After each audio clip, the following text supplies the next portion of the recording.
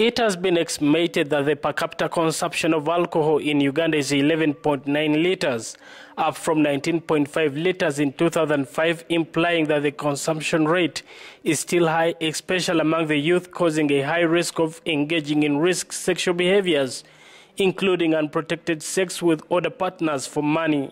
Now, in order to end such vices, civil society organizations have urged government to limit the access of taking alcohol to youth, but also increase the consumption age from 18 years to 21 years. Speaking to journalists at the museum in Kampala, the executive director for the Uganda Youth Development Link, Mr. Rogers Kasile, says once the limitation in consuming alcohol is done, then Uganda will have a bright future. If we don't push the regulation, the age limit to age 21, we are breeding young people who are going to be very good at drinking.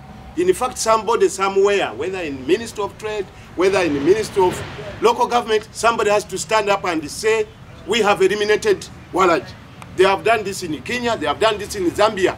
The president in Malawi stood up and said, no sachets, because the damage plain, our country has to stand.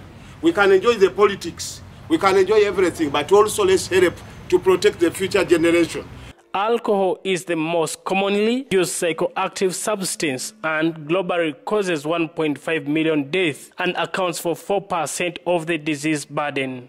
Rogers Kasile now calls upon the technical department of government to act on this killer vice that is claiming lives of youth that make up over 60% of the country's population. I think the executive has identified the problem. Now the technical wing in the ministries should take action, because they have said this is a problem. Political will is very difficult to zero down and say we are going to address alcohol in this country. It's lacking. It's lacking because political will mean take action.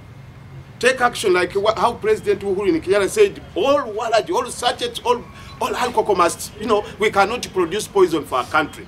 Ms. Annette Nambuya, the Deputy Executive Director of the Uganda Youth Development Link, called for positive role models in Uganda that will drive the youth to live a healthy lifestyle. We need to have positive role models. If it is a pro-social activity, let it be alcohol-free. Let it be an activity that will, interest these young people to live healthy lives. If we can limit the access of alcohol to young people, if we can limit the age group that starts drinking, then we are able to prevent the problem. According to the research conducted in Kampala, revealed non-compliance of alcohol selling points to the legal age restriction of 18 years.